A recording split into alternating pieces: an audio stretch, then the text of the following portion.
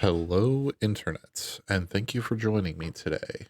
So, several weeks ago, a creator that I've followed for years now, In Praise of Shadows, came out with a video called Bad Conservative Media, or something like that. The video's taken down now, but I actually jumped on that before the controversy started.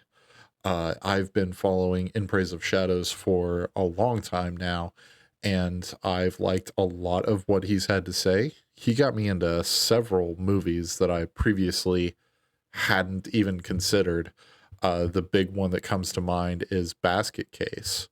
It's a great movie. Both movies are actually great. I found them on Tubi and watched them both after watching his videos, and I thought that they were fantastic. Additionally, he got me to reconsider several things that I hadn't previously enjoyed.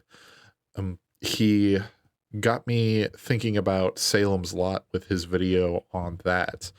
It made me reconsider it because I had only seen Salem's Lot once when I was a teenager and probably really high at 3 a.m. and it put me to sleep. But then I watched his video and it made me revisit the movie, and then I read the book, and honestly I'm a huge fan now. It opened me up to a lot more of Stephen King's other works. So it's safe to say that I liked this guy.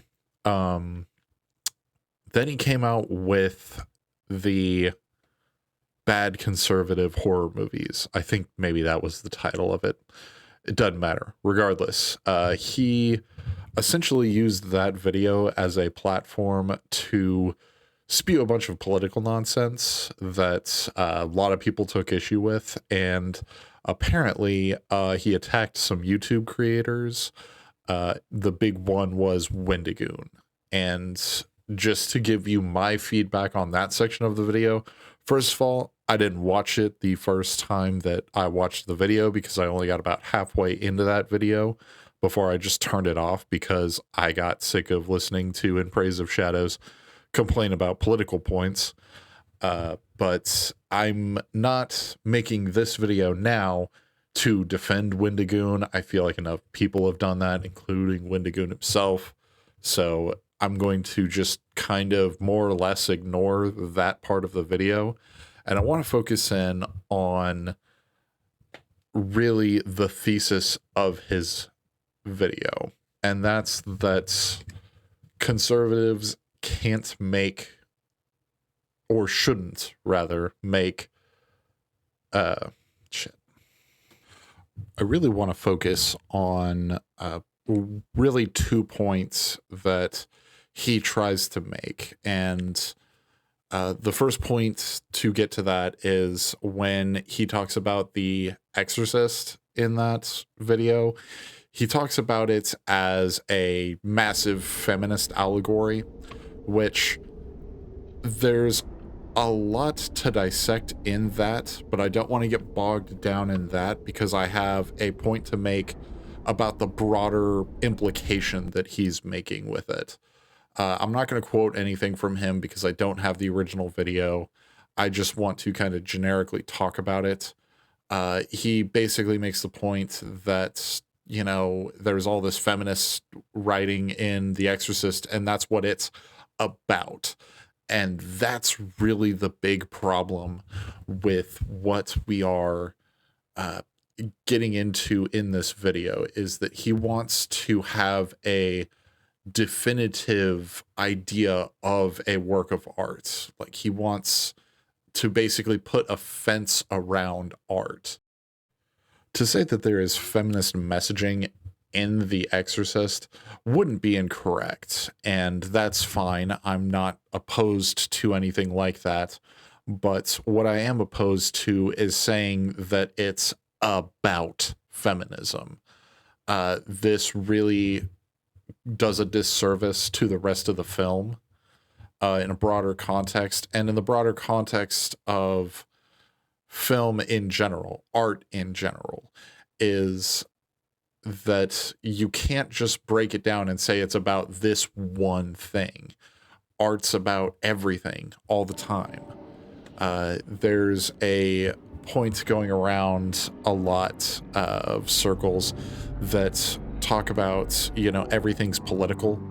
They say that politics is in video games, it's in movies, it's in music, it's in all of this. And while, yes, it is in these things, definitely, but what we need to understand is that good art stands apart from its politics.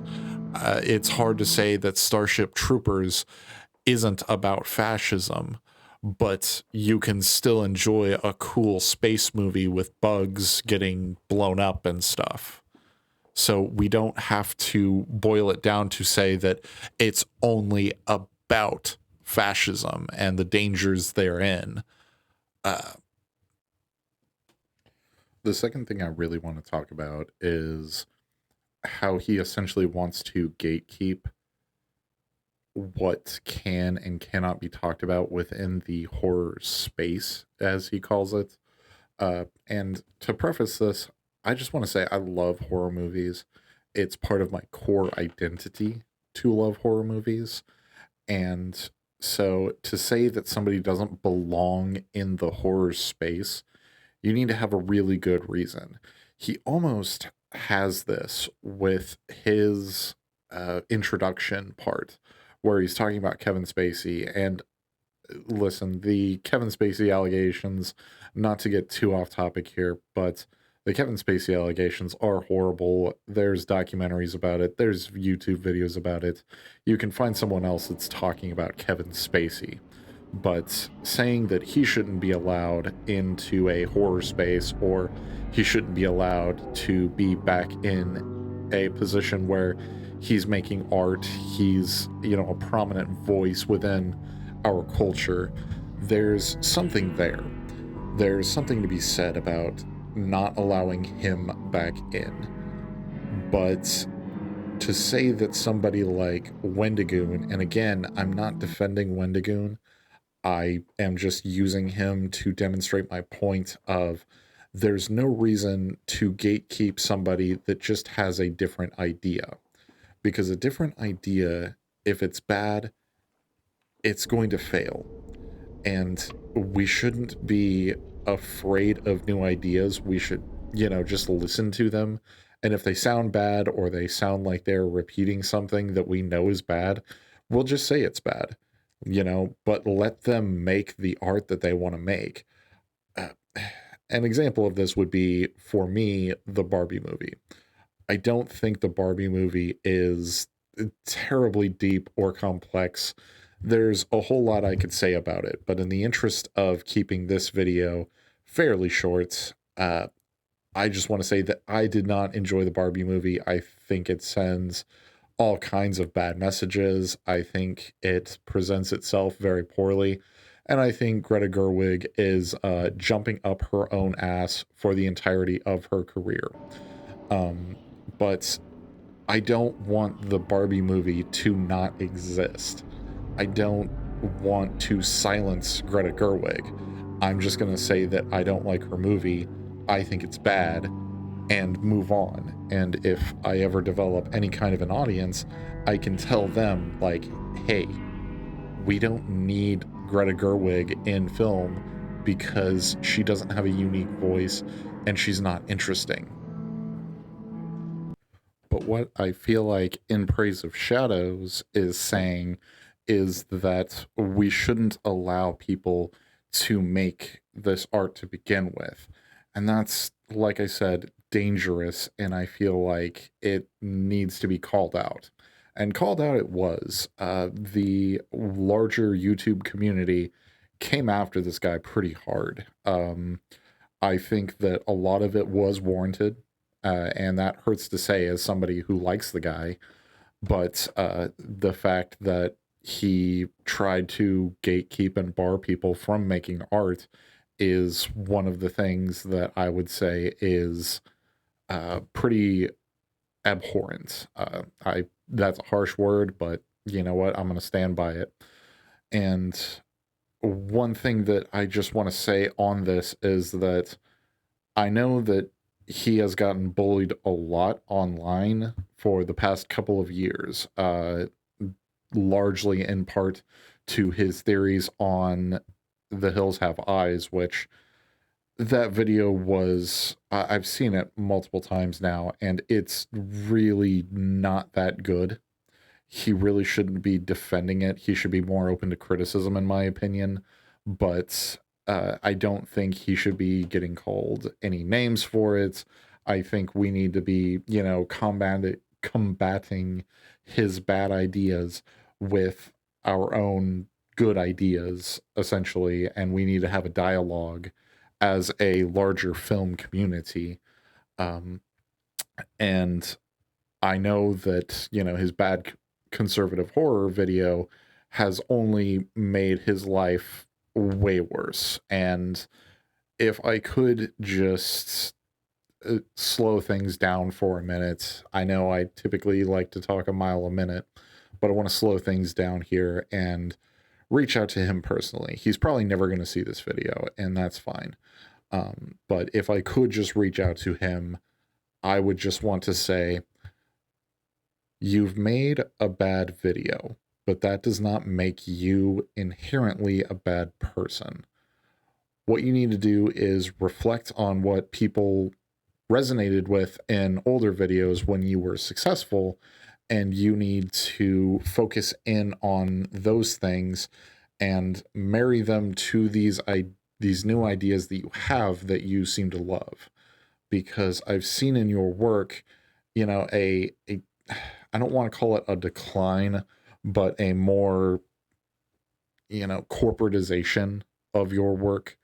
And I would really love to see you do something passionate again, because I don't want you to leave the internet permanently. I believe that though your video was bad, and I disagree with large portions of it, and you've made other videos that I disagree with large portions of, but I don't think that losing your voice from the conversation is the right way to go. I think that you present a unique perspective, and I enjoy hearing it, even when I disagree with it. So I hope that you take time off that you need, and I hope that you come back to YouTube and the internet and the video critique space, and that you wow us again with several videos that you love and have passion for. But really, that's all I have to say on the matter right now. If anybody liked this video, leave me a like and a comment down in the comment section below. And if you want me to review more of his work or anyone else's work, I'm definitely up for that. I love engaging in discussions like this, where we're talking about art and we're talking about film in particular. So please subscribe, and I will see you all in the next video. If I can hit the stop button on this recording.